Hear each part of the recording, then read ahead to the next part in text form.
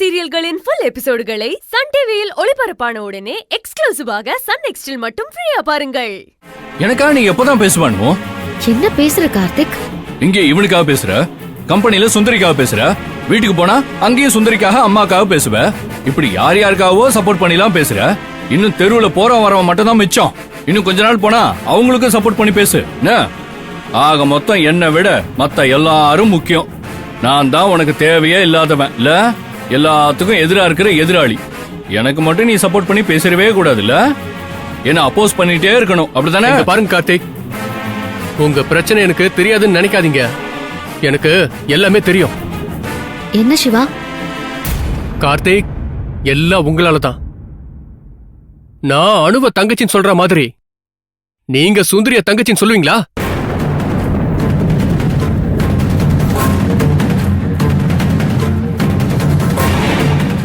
என்ன சிவா, ஏன் சம்பந்தம் இல்லாம கேக்குற?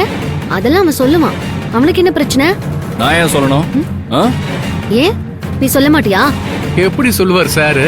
ஏய், உனக்கு அணுவை பிடிச்சிருக்கு, நீ அவ கூட வளர்ந்தவன், அதனால தங்கச்சின்னு சொல்றேன்னா அது உன் பிரச்சனை, அணுவோட பிரச்சனை. அது உங்களுக்குள்ள இருக்கிற ரிலேஷன்ஷிப், அதுக்குள்ள நான் நுழைய முடியாது. அதே மாதிரி எனக்கு யார பிடிக்கணும், யார் மேல பாசம் வைக்கணும், யார நான் தங்கச்சின்னு சொல்லணும்னு நான் முடிவு பண்ணணும். எனக்கு தங்கச்சின்னு எனக்கு தோணணும். நீ சொல்றதுக்காக இவ சொல்றதுக்காகலாம் என்னால அவளை தங்கச்சின்லாம் சொல்ல முடியாது. தங்கச்சின்னு வார்த்தையால சொல்லிட்டா போதுமா? நடந்துக்கணும். நீ அணுகிட்ட எப்படி நடந்துக்கிறேன்னு நானும் பாத்துக்கிட்டு தாண்டா இருக்கேன்.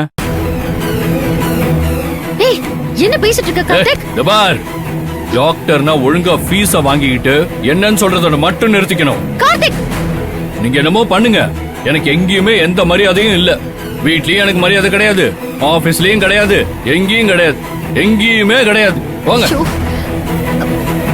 கார்த்திக், கார்த்திக் நில்லு. உன்னோட பிளானுக்கு எங்கெங்க இருந்தெல்லாம் நீ காய் நகர்த்திட்டு இருக்க. இன்னும் என்னெல்லாம் பண்ண முடியுமோ பண்ணு. Siva, I'm really sorry. அவனுக்கு என்னாச்சுன்னே தெரியல.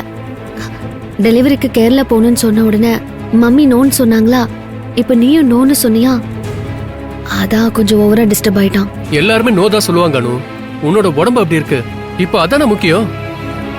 இப்ப எப்படி அவ்வளவு தூரம் உன்னை அனுப்ப முடியும்? அது எனக்கு புரியுது. ஆனா அங்க எனக்கு டெலிவரி நடந்தா நான் பத்திரமா குழந்தை பெத்துப்பேன்னு கார்த்திக் நம்புறான். அதனாலதான் அவன் டென்ஷன் ஆகுறான். சாரி சிவா, நீ தப்பா எடுத்துக்காத. எனக்கு சாரி சொல்றதெல்லாம் விடு அனு. நீ முதல்ல கூலா இரு, ரிலாக்ஸா இரு. நீ உடம்ப பாத்துக்கோ. இப்போதைக்கு நான் சொல்லாம நீ எங்கேயுமே லாங் டிரைவ் போகவே கூடாது. கண்டிப்பா நான் போக மாட்டேன் சிவா. உன்கிட்ட கேட்காம நான் எதுவுமே செய்ய மாட்டேன். நான் வரேன். சரி.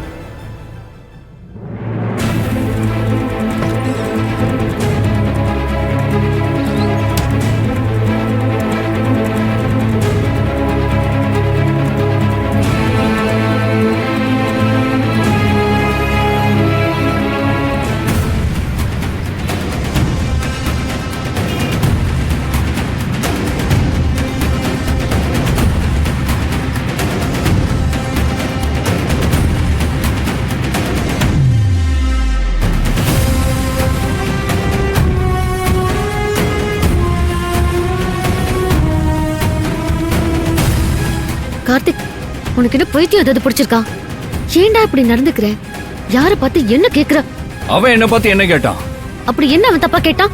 சுந்தரி என்ன தங்கச்சின்னு கூப்பிட சொல்றான். ஏன் கூப்பிட்டா என்ன? அதுல உனக்கு என்ன பிரச்சனை? எவ்வளவு ஒருத்தைய நான் எதுக்கு தங்கச்சின்னு கூப்பிடணும்? நீ சொன்ன அவன் எக்ஸாம் எழுதுறதுக்கு கூட போனேன், அவன் சொன்னா தங்கச்சின்னு கூப்பிடணும். நாளைக்கு இன்னொருத்த வந்து அக்கான்னு கூப்பிட சொல்லுவான், அதையும் கூப்பிடணுமா?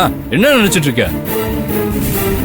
எனக்கு யார் தங்கச்சியா இருக்கணும், யார் ஃப்ரெண்டா இருக்கணும், யார் பொண்டாட்டியா இருக்கணும்னு நான் தான் முடிவு பண்ணணும், நான் தான் நினைக்கணும், நான் தான் விரும்பணும். என் லைஃப்ல ஆளாளுக்கு டிசைட் பண்ணிட்டு இருக்கீங்களா? அதுக்காக நம்ம ஃபேமிலில ஒருத்த மாதிரி இருக்கிறவங்க கிட்ட ஃபீஸ் வாங்கிட்டு போன்னு ஈஸியா சொல்ற? எனக்காக தான் அவன் நீ பண்ற எல்லாத்தையும் பொறுத்துக்கிட்டு இருக்கான். இப்படி சம்பந்தம் இல்லாம பேசாத. என்னதான் பிரச்சனை வந்தாலும் இப்படி தப்பா பேசுறத முதல்ல நிறுத்து. அவன் அவ்வளவு எமோஷனலா பேசிட்டு இருக்கான், நீ அசால்ட்டா பேசிட்டு இருக்க. ஓஹோ, அவன் பேசுறது மட்டும் எமோஷனு, நான் பேசினா அசால்ட்டு. அவன் நம்ம ஃபேமிலில ஒருத்தன் கார்த்திக். பாரு, நம்ம ஃபேமிலிங்கிறது நீ நான் நம்ம குழந்தை, அவ்வளவுதான். வேற யாரையும் என்னோட ஃபேமிலியா நான் ஒத்துக்க முடியாது. உனக்கா தோன்றப்ப ஒவ்வொரு பீரியட்லயும் ஒவ்வொருத்தரையும் தலையில தூக்கி வச்சுட்டு ஆடுறதுக்காக அவங்க எல்லாரையும் என் ஃபேமிலியா ஒத்துக்க வேண்டிய அவசியம் எனக்கு இல்ல. ஒரு காலத்துல சுந்தரிய தலையை தூக்கி வச்சுட்டு ஆடினேன், இன்னைக்கு இவனை தூக்கி வச்சுட்டு ஆடுற. நாளைக்கு வேற யாராவது வருவாங்க, அவங்களையும் தலையில தூக்கி வச்சுட்டு ஆடுவேன். அது உன் இஷ்டம், உன் விருப்பம். ஆனா நான் அப்படி யாரையும் தலையில தூக்கி வச்சுட்டு ஆட முடியாது. எனக்கு தேவை என் ஒய்ஃப், என் குழந்தை, அவ்வளவுதான். இவ்வளவு நாள் தலையில தூக்கி வச்சுட்டு ஆடிட்டு இருந்தியே சுந்தரிய, இப்போ உனக்கு பிடிக்கல. இன்னைக்கு வச்சு ஆடிக்கிட்டு இருக்கிற இவனையும் ஒரு நாள் உனக்கு பிடிக்காம போகும்.